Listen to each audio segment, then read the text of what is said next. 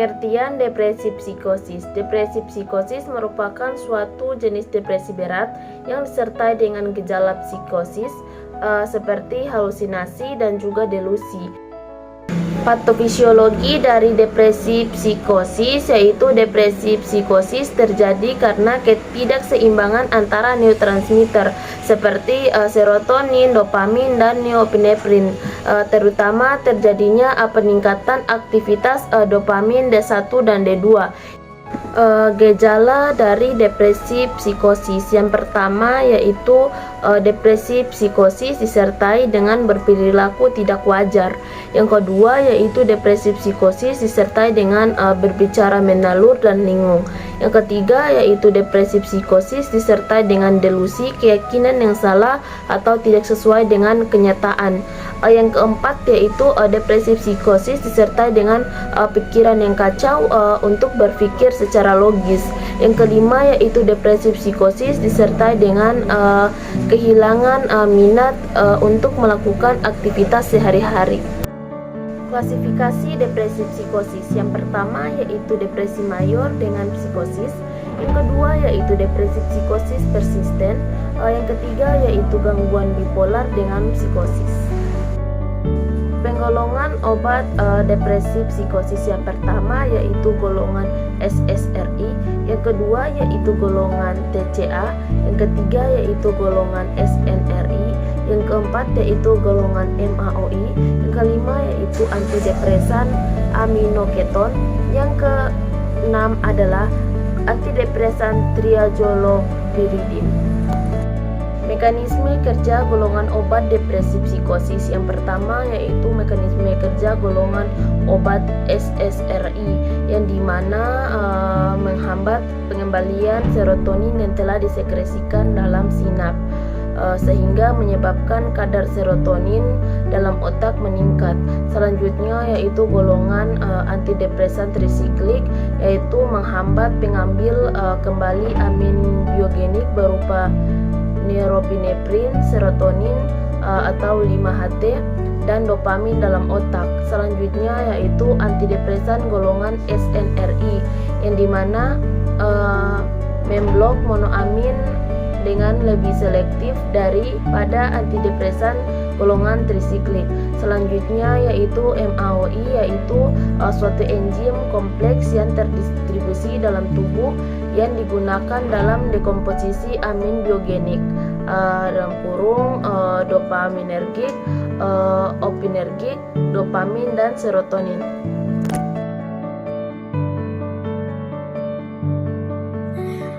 Untuk pengobatan farmakoterapi untuk penderita depresi psikosis itu biasanya itu diberikan obat-obat kombinasi. Tapi di sini kita mengobati untuk gejala depresinya dulu. Nah, makanya tuh dipakai untuk pengobatan ini pertama itu dipakai terkait dengan golongan SSRI atau selective serotonin reuptake inhibitor. Nah, di mana itu untuk lini pertamanya tuh karena mengapa menggunakan obat-obat SNRI karena dia selektif. Dia tuh bekerja pada satu bagian saja, dia tidak mempengaruhi hormon-hormon yang lainnya. Makanya biasanya digunakan kita ambil beberapa obat di sini untuk pengobatan SNRI, yaitu ada citalopram, ada escitalopram, ada dan sertralin. Ataupun kita bisa kombinasi dengan obat-obat antipsikotik atipikal seperti ariprazol dan juga olanzapine. Nah, untuk lini keduanya biasanya itu kalau misalnya tidak mempan atau sudah tidak memberikan efek pada lini pertama, biasanya digunakan lini kedua itu obat golongan SNRI atau serotonin norepinephrine reuptake inhibitor. Biasanya itu digunakan kami mengambil obat itu sesuai dengan yang kami dapat, yaitu adalah venlafaxine dan juga diloxetin. Nah, selanjutnya untuk lini ketiga untuk pengobatan depresi tersebut itu digunakan golongan antidepresan trisiklik, amitriptilin atau clopramine dan juga doxepin. Mungkin teman-teman bisa lihat terkait dengan informasi terkait dengan golongan SSRI atau citalopram itu untuk mekanisme kerjanya. Citalopram itu bekerja dengan menghambat penyerapan kembali itu serotonin ke dalam neuron prasinap sehingga meningkatkan ketersediaan serotonin di celah sinap atau ruang antara neuron. Nah, Untuk beberapa informasinya mungkin teman-teman bisa lihat terkait dengan dosis, kontraindikasi, interaksi obat, mungkin teman-teman bisa lihat untuk kelanjutannya karena sudah tercantum di PPT semuanya. Baik, untuk selanjutnya obat selanjutnya itu ada namanya escitalopram. Untuk mekanisme obat tersebut mungkin dia hampir sama dengan obat pertama yaitu escitalopram. Mungkin dia tuh bekerja dengan menghambat retak. Teman-teman sudah pernah dengar terkait dengan retak atau pengembalian, menghambat pengembalian kembali serotonin oleh neuron prasinap di otak. Nah, sehingga dapat meningkatkan serotonin di ruang sinap gitu. Untuk penderita psikosis kalau misalnya sudah penuh, sudah sudah seimbang antara hormon serotonin, maka dia akan memberikan efek yang apa itu, mengurangi gejala depresi untuk penderita depresi itu sendiri. Selanjutnya kita ada obat ketiga yang itu adalah sertralin. Nah, untuk sertralin sendiri itu untuk mekanisme obatnya itu sama dengan obat-obat yang tadi saya sebutkan. Dia tuh bekerja dengan menghambat retak atau penyerapan kembali serotonin di neuron prasinap. Dengan peningkatan serotonin di ruangan sinap, sertralin itu meningkatkan aktivitas serotonin pada reseptor pasca sinap gitu, khususnya itu pada reseptor 5HT1A dan juga 5HT2. Baik, untuk dosis kontraindikasi mungkin teman-teman bisa lihat lebih detail lagi pada PPT yang kami tampilkan ini.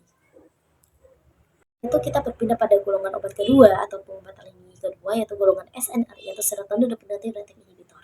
Untuk mekanisme kerjanya tuh kita menggunakan obat venlafaxine. Venlafaxine itu bekerja untuk mekanisme kerjanya itu dia bekerja dengan mempengaruhi dua neurotransmitter utama di otak.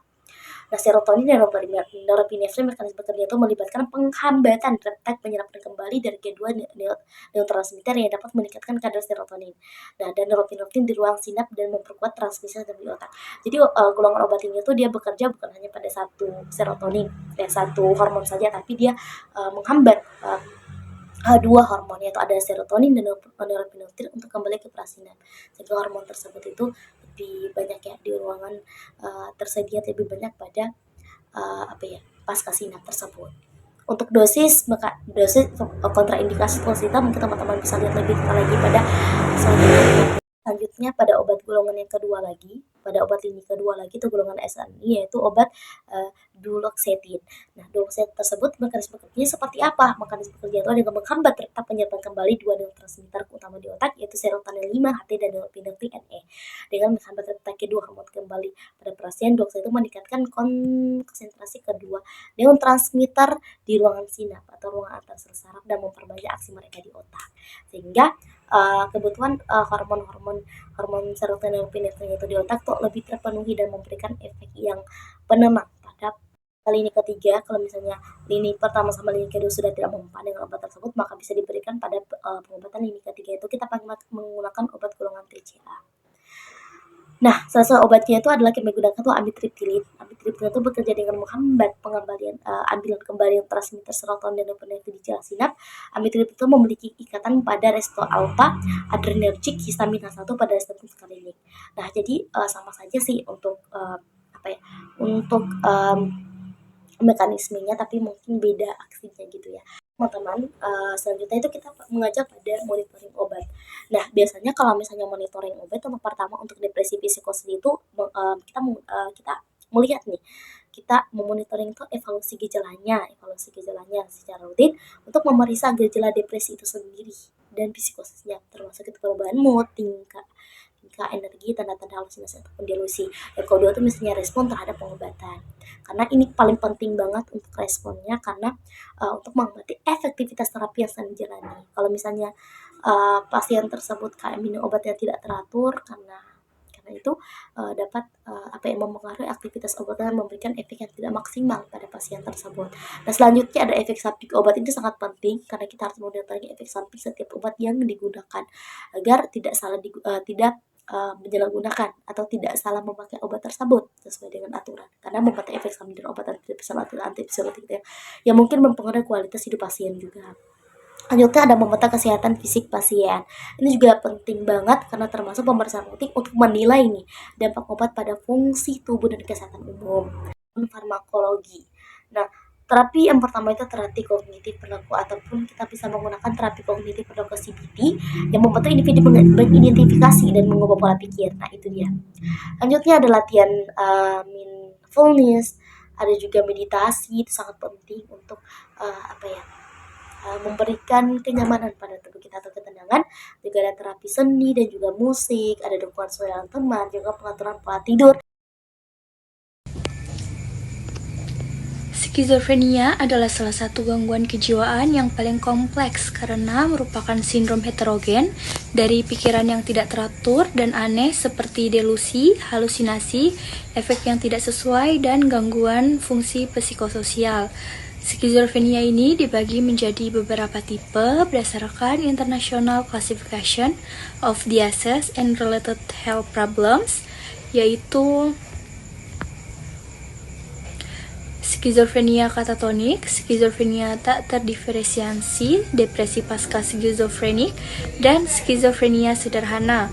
Patofisiologi skizofrenia yaitu faktor genetik, gangguan neuron transmitter, dan gangguan morfologi dan juga fungsi otak. Gejala dari skizofrenia ini yaitu ada gejala positif yang termasuk delusi, halusinasi, perilaku tidak teratur, serta perilaku motorik abnormal.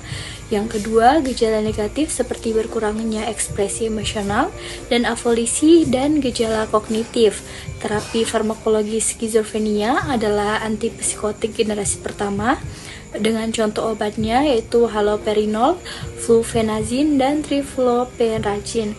Dan generasi kedua contoh obatnya yaitu clozapine, risperidon, dan chlorpromazin.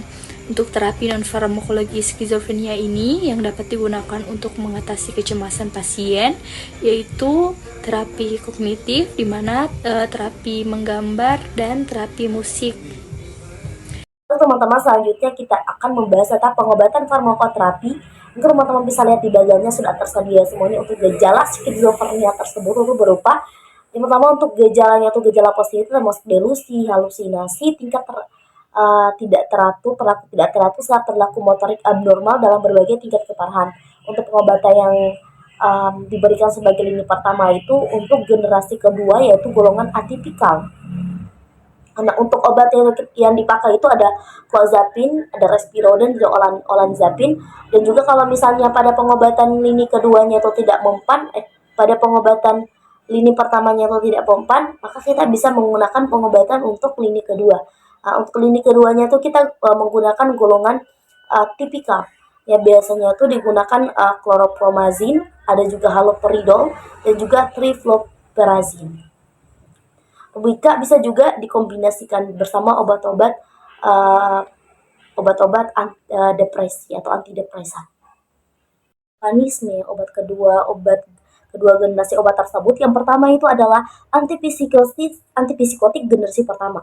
Nah, secara umum bekerja dengan cara itu dia memblokade dopamin pada reseptor sinap neuron di otak, khususnya itu pada sistem limbik dan sistem ekstrapiramidal atau dopamin D2 reseptor antagonis. Nah, kalau misalnya kita berbicara untuk generasi pertama bekerja seperti itu, untuk generasi keduanya itu dia tuh mekanisme kerja obatnya itu dapat memperbaiki gejala positif dan juga negatif dari skizofrenia dan juga lebih efektif mengobati pada pasien yang resisten. Seperti itu ya, teman-teman. Obatnya yang pertama itu adalah obat trifluoperazin, yang dimana dosis obatnya yaitu 10-15 mg terbagi menjadi 2-3 kali pemberian dalam sehari. Bisa dilihat slide-nya di belakang, yaitu terdiri dari kontraindikasinya, ada interaksi obat, ada efek samping, dan toksisitas dari obat trifluoperazin. Dapat dilihat ini adalah mekanisme kerja dari flupeniazin. Adalah mekanisme kerjanya yaitu berkaitan dengan kemampuan untuk memblokir reseptor dopamin tipe 2 atau D2. Dosis obat dari obat flupeniazin yaitu dosis awalnya 15-25 mg per hari. Dapat dilihat kontraindikasi, interaksi obat, efek samping, dan toksisitas di belakang yang tertera pada slide ini.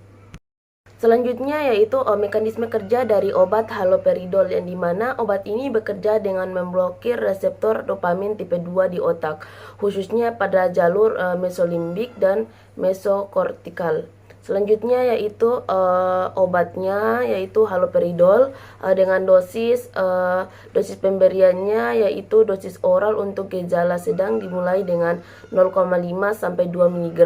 Selanjutnya itu kontraindikasi yaitu hipertensi, depresi sumsum tulang. Untuk interaksi obat, efek samping dan toksisitas dapat dilihat di belakang saya, yaitu tertera pada slide. Ini adalah mekanisme kerja dari obat clozapine, bekerja dengan cara yang sama dengan risperidon, yaitu mengurangi gejala positif dan menstabilkan gejala aktif yang memblok reseptor serotonin. Selanjutnya yaitu dosis obat dari clozapine, yang dimana untuk dosis awal 12,5 mg itu sebanyak 1-2 kali sehari. Selanjutnya itu kontraindikasi, yang dimana gangguan sumsum tulang belakang. Selanjutnya interaksi obat, efek samping dan toksisitas dapat dilihat di slide yang di belakang. Yang selanjutnya itu monitoring. Yang pertama itu harus evaluasi gejala, yang dimana secara rutin harus dapat memeriksa gejala depresi dan psikosis, yang dimana termasuk perubahan mood, tingkat energi, dan tanda-tanda halusinasi atau delusi. Skala penilaian seperti HDRS atau Hamilton Depression Rating Scale dapat digunakan untuk mengukur tingkat keparahan pada gejala.